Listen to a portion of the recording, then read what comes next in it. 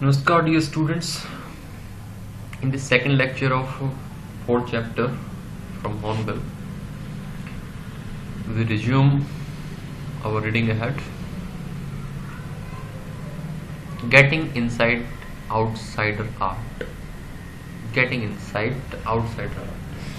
आओ outsider art के अंदर जाकर देखें, समझें इसको कि क्या होती है, what outsider art is. So let us talk about it. When French painter Jean Dubuffet muted the concept of art but in the 1940s. French painter Jean Dubuffet ने जब gave the concept of art but in the 1940s में जब art but की concept अवधारणा दी, the art of the untrained visionary was of minority interest. जो art थी untrained, जिन्होंने formal training नहीं ले रखी थी, उन लोगों की वाज ऑफ माइनॉरिटी इंटरेस्ट. वो माइनॉरिटी इंटरेस्ट इतनी ज्यादा रुचिकर नहीं थी, लोग इतनी ज्यादा रुचि उसमें नहीं शो करते थे. From its almost weld beginnings, इसकी जो बिगिनिंग्स रही हैं वो बिल्कुल कवर्ड रही है, वो वेल्ड रही है, means people did not notice them, unnoticed सी beginnings रही है. outsider art has gradually become, लेकिन अब यह धीरे धीरे the fastest growing area of interest in contemporary art internationally. समकालीन जो आर्ट है यह बन चुकी है धीरे धीरे the fastest growing area of interest, सबसे ज्यादा रुचि इसमें ली जाने लगी है आज की कला में. Internationally all across the world, पूरे संसार भर में अब ये इंटरेस्ट का विषय बन गया है. This genre is described as the art of those who have no right to be artist. ये जो फॉर्म है इसको कहा जाता है, ये उन लोगों की आर्ट है who have no right to be artist, जिनको आर्टिस्ट कहलाने का अधिकार नहीं है. As they have received no formal training, क्योंकि इन्होंने कोई फॉर्मल ट्रेनिंग नहीं ली है आर्टिस्ट बनने के लिए. Yet show talent and artistic insight, बावजूद इसके ये लोग अपनी प्रतिभा दिखाते हैं एंड आर्टिस्टिक इंसाइट, और जो कलात्मक समझ है, इंसाइट मीन्स एयर अंडरस्टैंडिंग, वो दिखाते हैं. Their works are a stimulating contrast to a lot of mainstream offerings. इनके जो कृतियां हैं, इनके जो कार्य हैं, आर ए स्टिमुलेटिंग कंट्रास्ट, ये बहुत ही विपरीत हैं to a lot of mainstream offerings.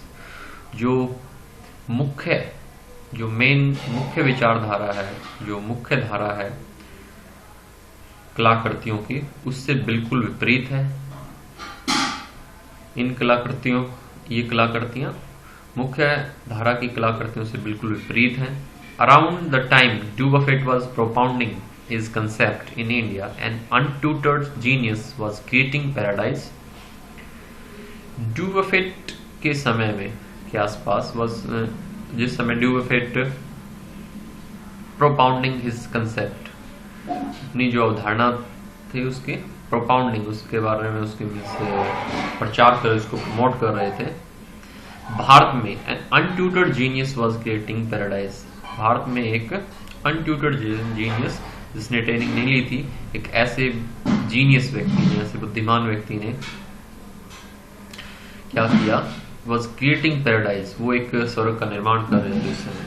Years ago, the little patch of jungle that he began clearing to make himself a garden sculpted with stone. Years ago, the little patch of jungle, वर्षों पहले the little patch of jungle, छोटा सा एक हिस्सा जंगल का, a part of jungle that he began clearing, जिसको उसने साफ करना शुरू कर दिया था. To make himself a garden, जिसमें वो अपना भी एक बगीचा बना सके.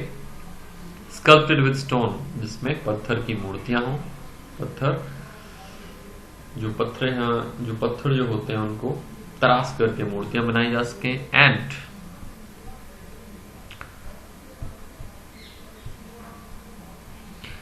And recycled material is known to the world today. और रिसाइकल्ड मटेरियल से, इनको रिसाइकल की हुई मटेरियल से बनाई जा सके is known to the world today as the Rock Garden. आज वो ज्ञात है पूरे संसार को कि उसे रॉक गार्डन कहा जाता है चंडीगढ़ में. Its 80-year-old creator director Nek Chand is now hailed as India's biggest contributor to outsider art. इसके 80 वर्षीय जो बनाने वाले हैं, डायरेक्टर भी हैं इसके, नेक चंद इज नाउ हेल्ड एज, उनको आज कंसीडर किया जाता है, आज उनको एडजस्ट किया जाता है एज इंडियाज बिगेस्ट कंट्रीब्यूटर, कि वो सबसे बड़े योगदान देने वाले हैं, कंट्रीब्यूटर हैं आउटसाइडर आर्ट को में सबसे ज्यादा योगदान उन्हीं का है. द 15th इशू, जो 50वां इशू आया था स्प्रिंग 2005 ऑफ रा विजन एक पब्लिकेशन है, उसका जो 15th इशू आया था एक मैगजीन का, यूके बेस्ड मैगजीन, एक यूके आधारित मैगजीन है, पायनियर इन आउटसाइडर आर्ट पब्लिकेशन, जिसमें आउटसाइडर आर्ट के जो पब्लिकेशन होते हैं उनमें अग्रणी है ये मैगजीन. फीचर्स नेक चंद, इसमें नेक चंद को दिखाया जाता है and is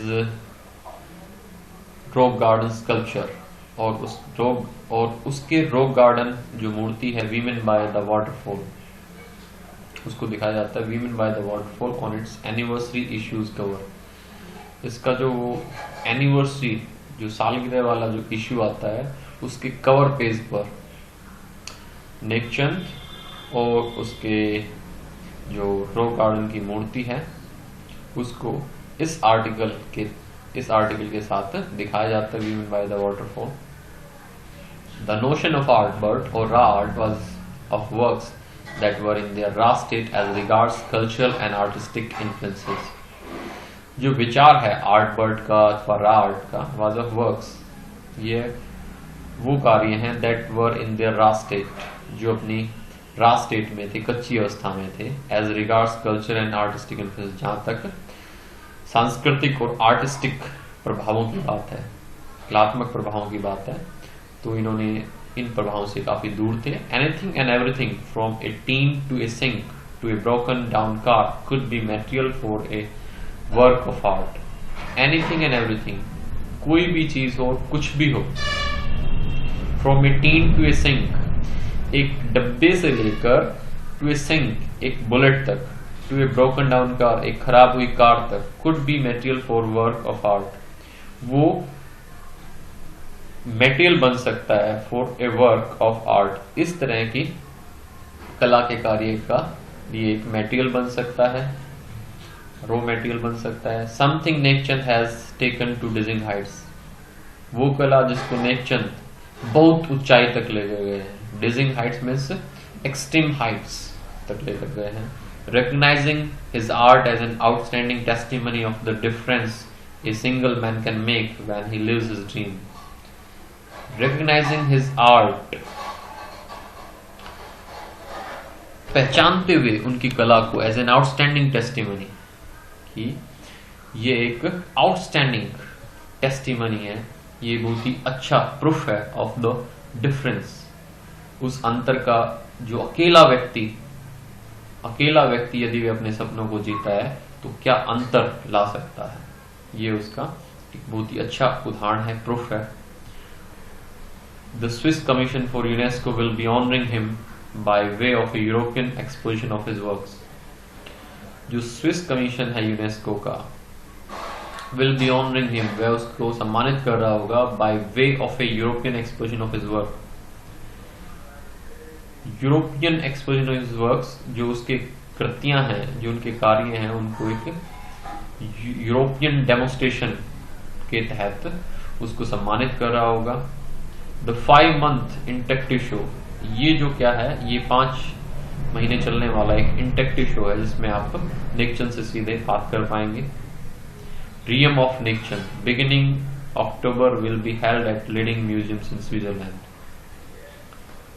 इंटेक्टिव show realm of Nek Chand, जिसका नाम है रियम ऑफ नेक चंद, जो कि अक्टूबर में बिगिन हो रहा है, will be held at leading museums in Switzerland, जिसको आयोजित किया जाएगा स्विट्जरलैंड में.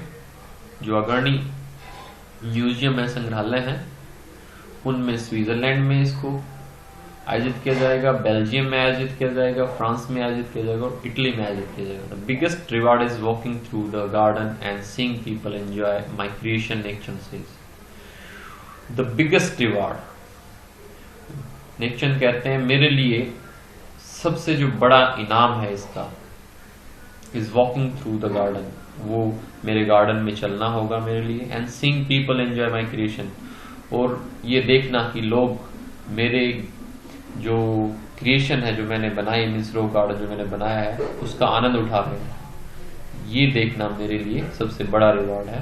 बाकी सभी रिवॉर्ड इसके मुकाबले में नहीं है।